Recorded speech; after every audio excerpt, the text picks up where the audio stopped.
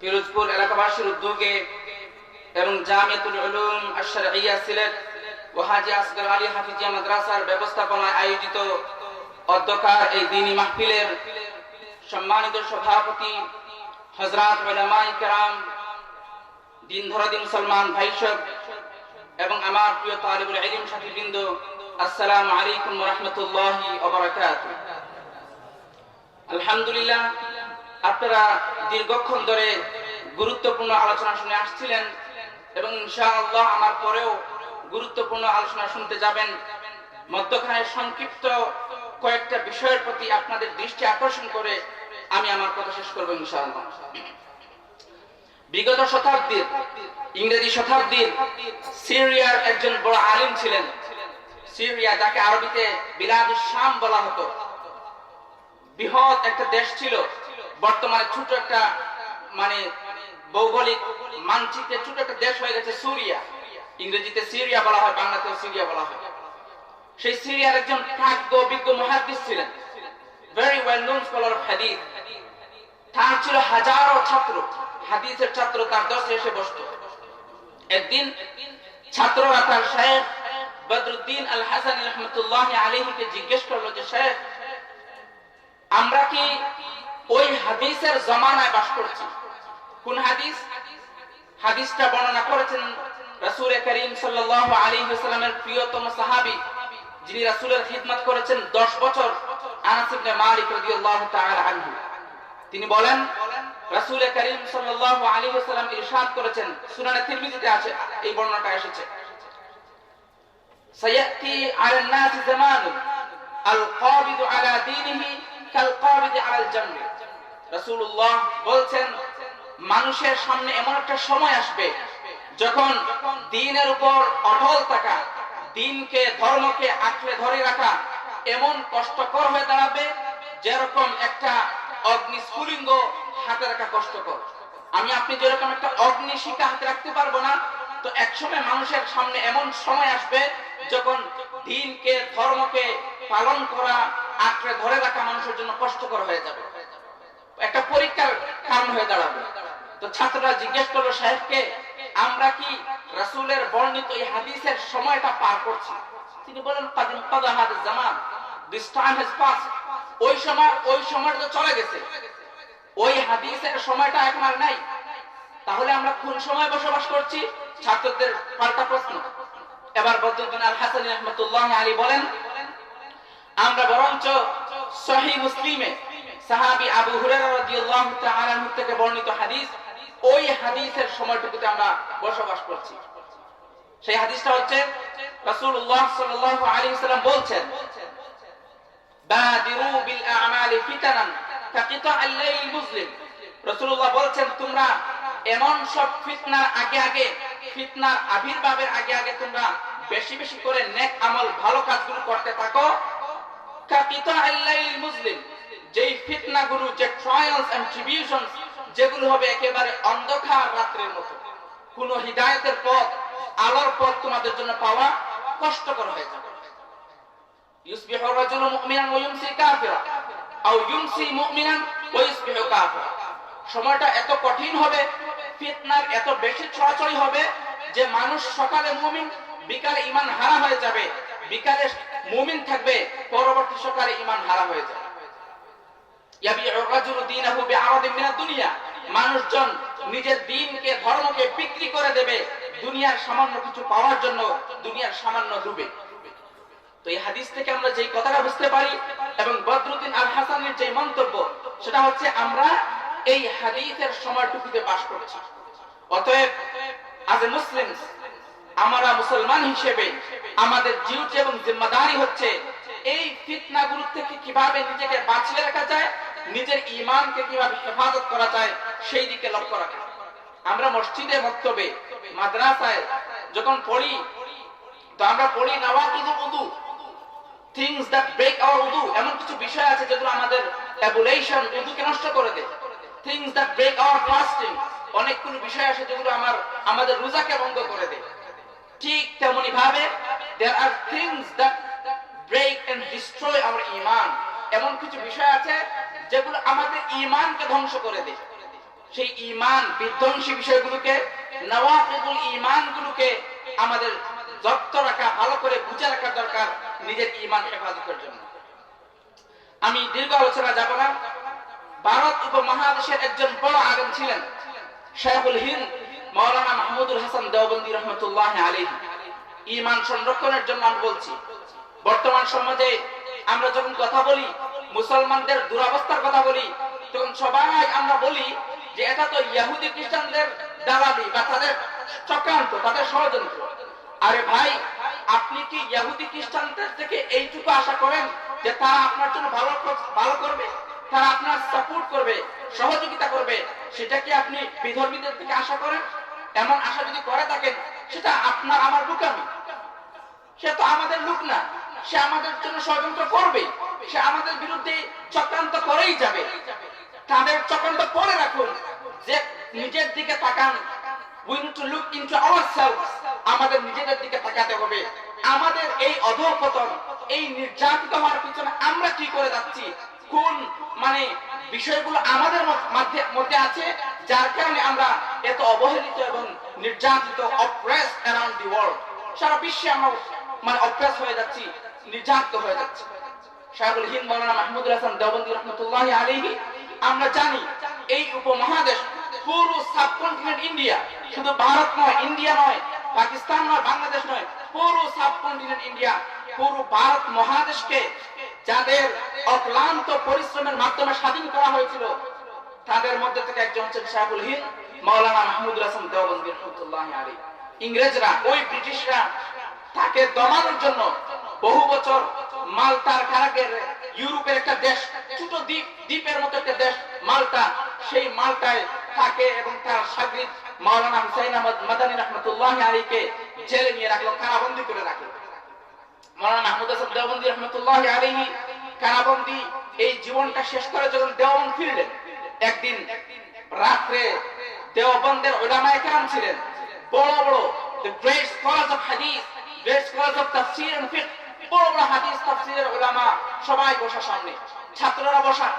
তিনি খুব ভাব গম্ভীর ভাষায় বললেন যে জেলের ওই জিন্দেগিতে আমি আমার জীবনের দুইটা লেসন, দুইটা শিক্ষা অর্জন করেছি, যেগুলো আমি আগে লাভ করতে পারিনি। এই জেলের জীবনে একাকী বসে বসে আমি মুসলমানদের বর্তমান অবস্থা নিয়ে চিন্তা করেছি। চিন্তা করে আমি দেখেছি মুসলমানদের অধঃপতন, মুসলমানদের জায়গায় জায়গায় নির্যাতিত হওয়ার পিছনে মুসলমানদেরই দুইটা কারণ দায়ী।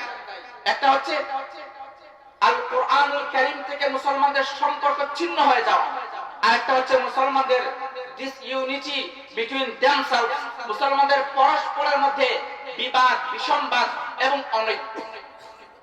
আপনি আমি যদি চিন্তা করি, শাইখুল হিন্দ রহমতুল্লাহ আলাইহি এই কথাটা নিয়ে যদি আমরা আমাদের জীবনের মধ্যে একটু থিঙ্ক করতে চাই, চিন্তা করতে চাই, দেখতে পাবো সত্যি এই দুইটা কারণে আজ আমরা জায়গায় জায়গায় অবহেলিত এবং নির্যাতিত। আর আমরা দোষ দিচ্ছি ইহুদি খ্রিস্টানদের, তাদের দোষ তাদের পরে থাকবে। প্রথমে আমাদের নিজেদের টুকু চিন্তা করা দরকার। আল কোরআনুল কারীমের সঙ্গে আমাদের সম্পর্ক কিরকম? যারা এখানে 40 বছর 50 বছরে আছেন, তারা এইটুকু স্বীকার করবে না। এক সময় আমাদের গ্রামে গঞ্জে, পাড়ায়, মহল্লায় ফজরের নামাজের পরে ঘর থেকে কোরআন কারীমের তেলাওয়াত শোনা যেত।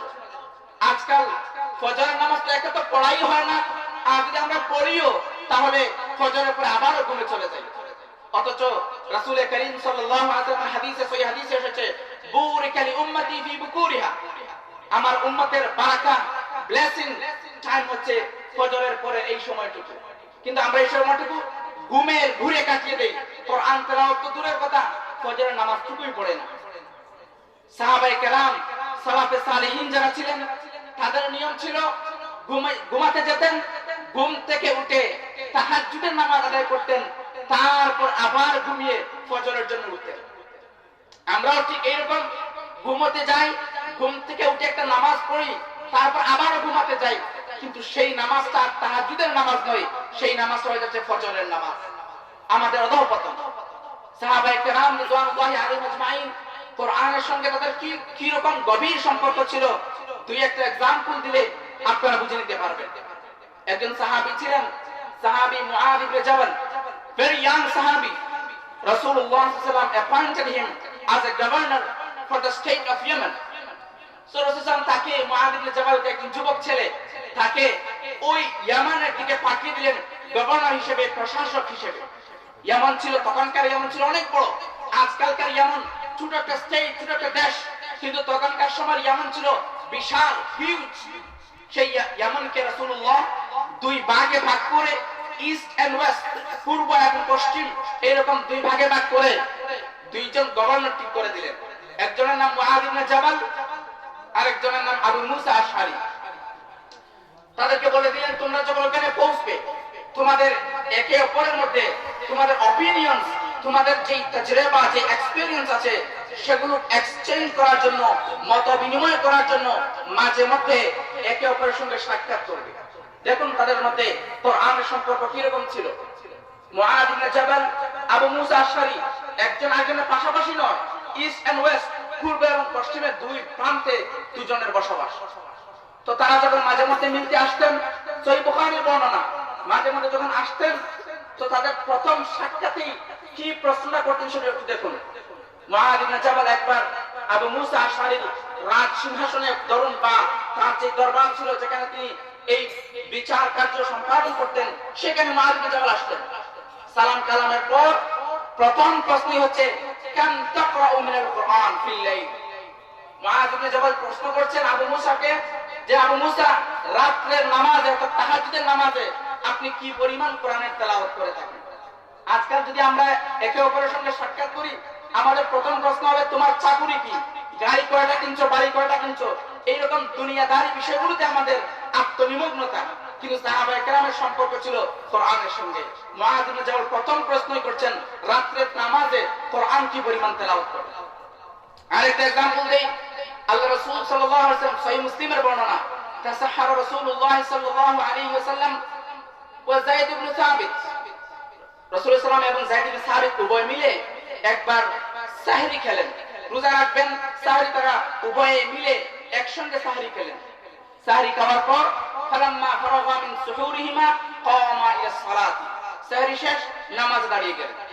এবার রাসূলের খাদেম ছিলেন আনাস ইবনে মালিক, তাকে আনাস ইবনে মালিকের শাগির্দ কাতাদা জিজ্ঞেস করছেন, একটু বলুন তো রাসূলের সাহরি খাওয়া এবং নামাজ শুরু করা, কাম কানা বাইনাহুমা, এই দুইটা কাজের মধ্যবর্তী যে গ্যাপ, এই গ্যাপটা কি পরিমাণ ছিল? হাউ লং ইট ওয়াজ, এই পরিমাণ মানে কি পরিমাণ দূরত্বের সময় ছিল এই দুইটার মাঝে? আনাস ইবনে মালিক বলেন, আচ্ছা চিন্তা করে দেখুন, আমি যদি একজনকে জিজ্ঞেস করি যে ভাই এই কাজটুকু করতে কি পরিমাণ সময় লাগবে, আমাদের দুনিয়ায়, আমাদের সমাজে বলা হবে যে ধরুন এই মাদ্রাসা থেকে স্কুল পর্যন্ত যেতে যেই পরিমাণ সময় লাগবে, অথবা আমার ঘর থেকে মসজিদে যেতে যেই পরিমাণ সময় লাগবে, সেই পরিমাণ সময়ের ভিতরে তুমি কাজটি করতে পারবে। এটা एग्जांपल দেওয়া হয় বোঝানোর জন্য যে এই কাজটা করতে এই পরিমাণ সময় লাগে, এবং উদাহরণ দেওয়া হয় এমন জিনিস দিয়ে যেটা আমাদের কাছে পরিচিত, পপুলার ইন দ্য কমিউনিটি। তো আনাস বিন মালিককে প্রশ্ন করা হলো, রাসূলের সাহরি খাওয়া এবং নামাজ শুরু করার মধ্যে কি পরিমাণ গ্যাপ ছিল, সময়টুকু কি পরিমাণ লং ছিল? উত্তর শুনুন, তিনি বলছেন, কাদরা মা ইয়াকরাউ রাজুলু 50 আয়াতান, সহিহ মুসলিমের বর্ণনা। আনাস বলছেন, রাসূলুল্লাহ সাহরি খাওয়া এবং নামাজ শুরু করার মধ্যে এই সময়টুকু ছিল একজন মানুষ কোরআনে কারীমের 50টা আয়াত তেলাওয়াত করতে যে পরিমাণ সময় লাগবে, সেই পরিমাণ সময় ছিল। এর অর্থ হচ্ছে সাহাবায়ে কেরামের কমিউনিটিতে কোরআন তেলাওয়াতের চর্চা তো বেশি ছিল যে তারা জানতেন 50টা আয়াত তেলাওয়াত করতে কি পরিমাণ সময় লাগবে। আজকাল সুবহানাল্লাহ আমাদের কাছে কত ফ্যাসিলিটিস এবং অপরচুনিটিস আছে, কত সুযোগ সুবিধা আছে। আপনি শহরে থাকেন, গাড়িতে থাকেন, আপনি যেখানেই থাকেন, কোরআনে কারীমের যদি একটা মুসহাফ কপি যদি আপনার হাতে নাও থাকে, আপনি সেই কোরআনে কারীম তেলাওয়াত করতে পারছেন। মুখস্থ যদি আপনার নাও থাকে, আপনার মোবাইলের অ্যাপ থেকে তেলাওয়াত করুন। আজকাল আমরা মোবাইলকে কত অনর্থক কাজে ব্যয় করি, কিন্তু কোরআন তেলাওয়াতের কাজের জন্য কখনো ব্যয় করি। আমি বলছি না মোবাইলের কোনো উপকারিতা নেই, মোবাইলের উপকারিতা আছে। আপনি সোশ্যাল মিডিয়া ইউজ করতে পারেন, ব্যবহার করতে পারেন, কিন্তু সেই ইউজটা, সেই ব্যবহারটা রাইট ওয়েতে হতে হবে, উপযুক্ত এবং মানে উপকারী উপায়েতে হতে হবে। কেউ যদি পত্রিকা পড়ে, সোশ্যাল মিডিয়াগুলোতে যদি কেউ এই জন্য থাকে যে এর মাধ্যমে আমি মুসলিম উম্মার খবর নিব, মুসলমানদের কোন জায়গায় মুসলমানদের কি অবস্থা চলছে সেগুলো জানার জন্য যদি কেউ পত্রিকা পড়ে, কেউ যদি কোনো যোগাযোগ মাধ্যমের ব্যবহার করে, সে রাসূল করিম সাল্লাল্লাহু আলাইহি ওয়াসাল্লামের সুন্নতের উপর আমল করতে পারবে। কানজুল উম্মাল নামে একটা হাদিসের কিতাব আছে এবং শামাইল তিরমিজিতে ওই বর্ণনাটা এসেছে। রাসূল করিম সাল্লাল্লাহু আলাইহি ওয়াসাল্লামের ব্যাপারে বলা হচ্ছে কানা ইয়াতাফাক্কাদু আসহাবাহু, আল্লাহ রাসূল তার সাহাবায়ে কেরামের খোঁজ খবর নিতেন। শুধু এইটুকুই না, ওয়া কানা ইযা ফাকাদা রাজুলা সালাত লায়ালিন, রাসূল যদি কোনো সাহাবীকে 3 রাত অথবা 3 দিন দেখতে না পেতেন, সাআলা আনহু, ওই মানুষ সম্পর্কে জিজ্ঞেস করতেন কেন ওই মানুষকে 3 দিন ধরে দেখতে পাচ্ছি না। ফাইন কানা গায়বান দাআ লাহু, যদি ওই মানুষটা সফরে থাকতেন, বাইরে থাকতেন, রাসূল তার জন্য দোয়া করতেন। ওয়া ইন কানা শাহিদান ইয়ানি ফি বাইতিহি জারাহু, যদি ঘরে থাকতেন রাসূল তাকে সাক্ষাৎ করতে যেতেন যে তার কোনো অসুবিধা আছে কিনা, কেন আমি তাকে দেখতে পাচ্ছি না। ওয়া ইন কানা মারিদান আদাহু, আর যদি অসুস্থ হতেন তাকে দেখতে যেতেন। পাকিস্তানের বিদগ্ধ মুফতি, যিনি পাকিস্তানের মুফতি আজম ছিলেন, মুফতি মুহাম্মদ শফি রাহমাতুল্লাহি আলাইহি, তিনি বলছেন এই বর্ণনার আলোকে, তখনকার সময় তিনি যখন মারা গেছেন তখন হয়তো সোশ্যাল মিডিয়া ছিল না, পত্রিকা ছিল, নিউজ পেপার ছিল। তিনি বলছেন কেউ যদি নিউজ পেপার এই নিয়তে পড়ে যে এর মাধ্যমে আমি মুসলমানদের খোঁজ খবর নিব, রাসূল যেরকম তার সাহাবীদের খোঁজ খবর নিতেন, আমিও এর মাধ্যমে মুসলমানদের খোঁজ খবর নিব, এই নিয়তে যদি কেউ পত্রিকা পড়ে, মুফতি শফি বলছেন সে সুন্নতের উপর আমল করার সওয়াব পাবে।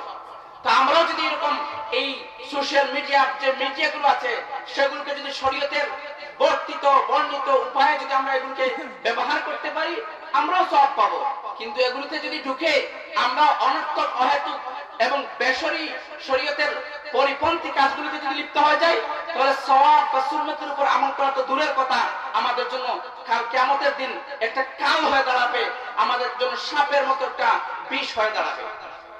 সম্মানিত হাজিরিন, সোশ্যাল মিডিয়া এটা এজন্য বলতে হচ্ছে, আজকালকার সমাজে আপনি বলুন বা নাই বলুন, অধিকাংশ যুবক ভাইরা সোশ্যাল মিডিয়া, বিভিন্ন ধরনের যোগাযোগ অনলাইন এগুলো ব্যবহার করে থাকেন। আমাদেরকে এই ব্যবহারের ইসলামী এবং শরীয়তের মূলনীতিগুলো জানা প্রয়োজন। পবিত্র কোরআনের একটা পুরো সূরাই আছে, সূরা আল হুজুরাত।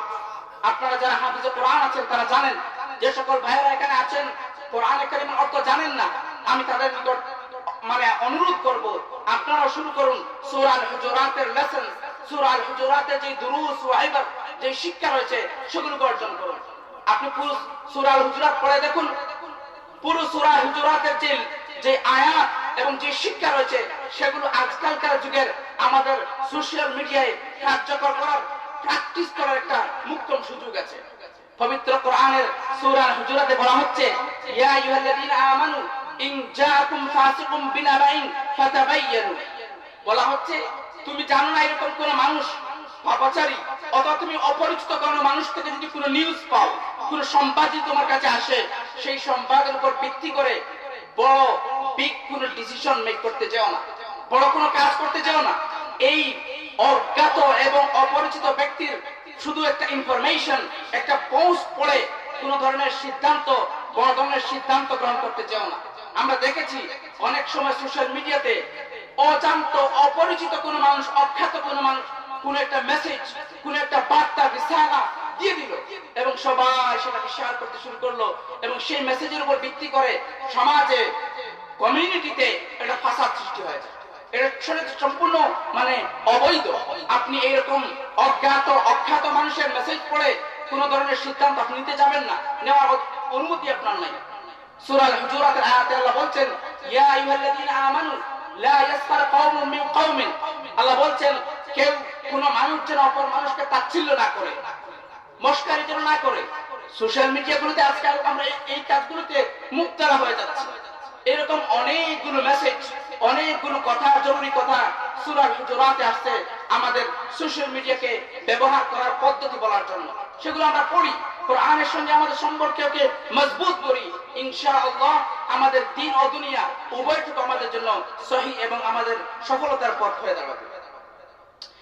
আল্লামা মাহমুদুল হাসান দেওবন্দি রাহমাতুল্লাহি আলাইহি তিনি দ্বিতীয় যে কারণ বলেছিলেন যে উম্মত পিছনে পড়ে যাওয়ার দ্বিতীয় কারণ হচ্ছে disunity among themselves, অর্থাৎ মুসলমানদের ইত্তেফাকের পরিবর্তে ইফতিরাক আল ফুরকা, অনৈক্য এবং বিবাদ বিসম্বাদ, সেটাকে আমরা দেখছি মুসলমান কমিউনিটিতে আজকাল পরস্পরের মধ্যে কোনো মিল মহব্বতের পরিবর্তে দেখা যাচ্ছে জায়গায় জায়গায়, গ্রামে গ্রামে, পরিবারে পরিবারে, দেশে দেশে অনৈক্য এবং অনৈক্য।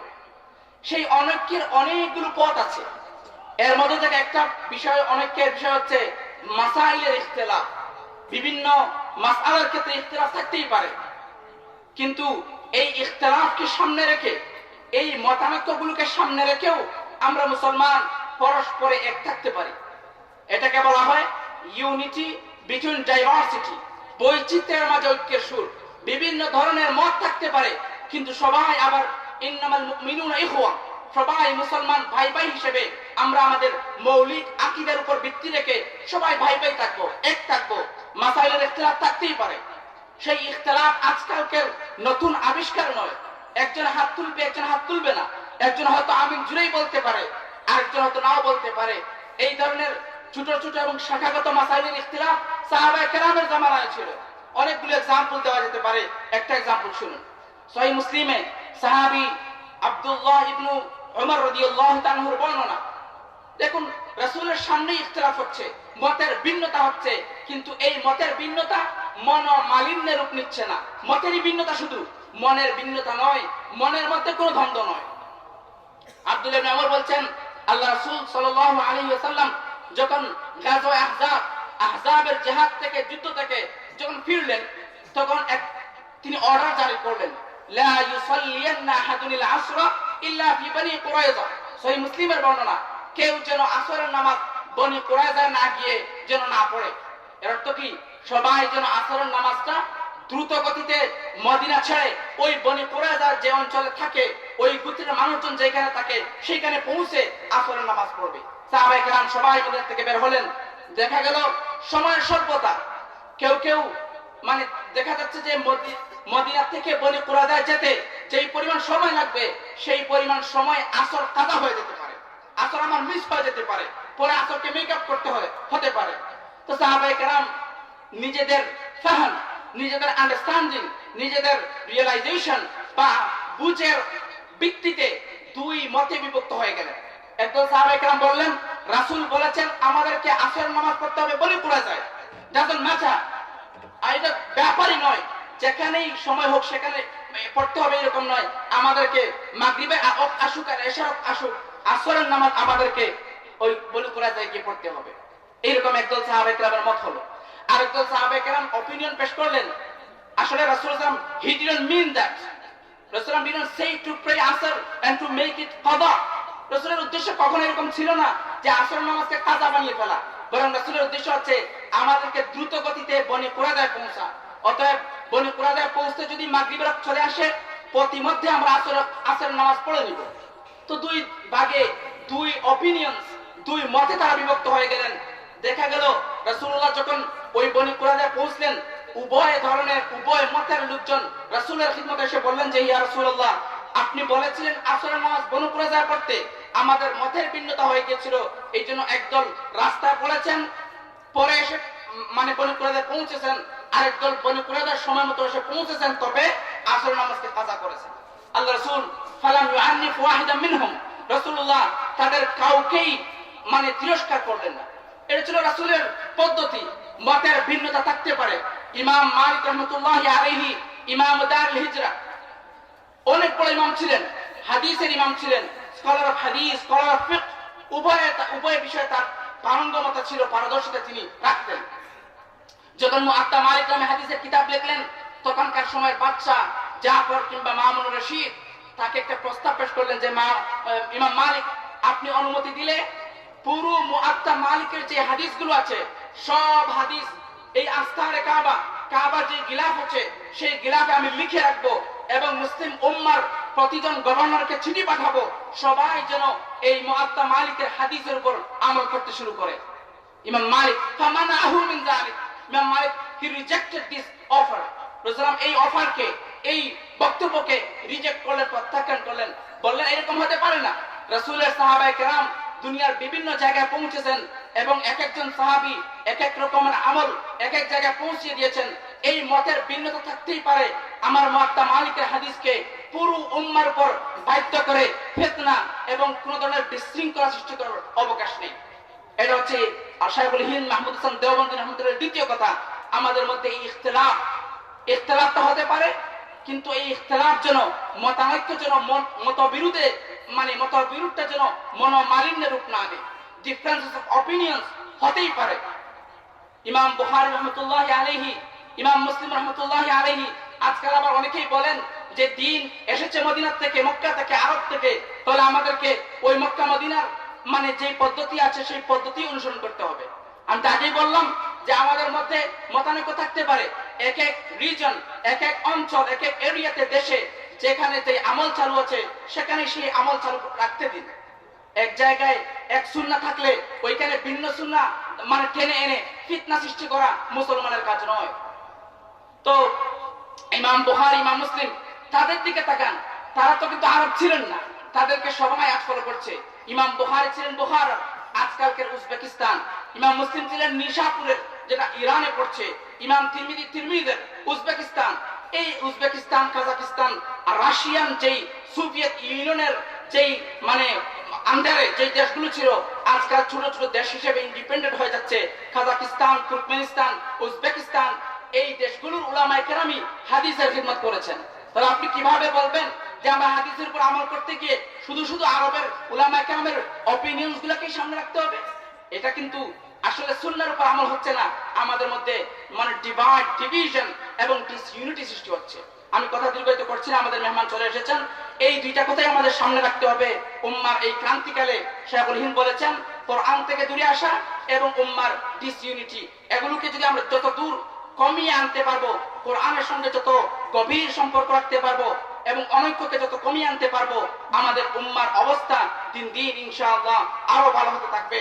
আল্লাহ সুবহানাহু ওয়া তাআলা এই মাহফিলকে কবুল করুন এবং জামিয়াতুল উলুম আশ-শারঈয়্যা সিলেটের যেই খিদমাত, যেই অ্যাক্টিভিটিস এবং রিলিজিয়াস যে সকল প্রোগ্রামস আছে সেগুলোকে আমাদের সাপোর্ট করা দরকার। তাখাসসুস ফিল ফিকহ এবং তাখাসসুস ফিল আদাব, স্পেশালাইজ তৈরি করা একটা মাদ্রাসা। এই মাদ্রাসাকে আমাদের সাপোর্ট করা দরকার অপিনিয়ন্স দিয়ে, ফাইনান্সিয়ালি এবং বিভিন্ন ভাবে। আল্লাহ তাআলা সবগুলোকে কবুল করুন। ওয়া আখিরু দাওয়ানা আনিল হামদুলিল্লাহি রাব্বিল আলামিন।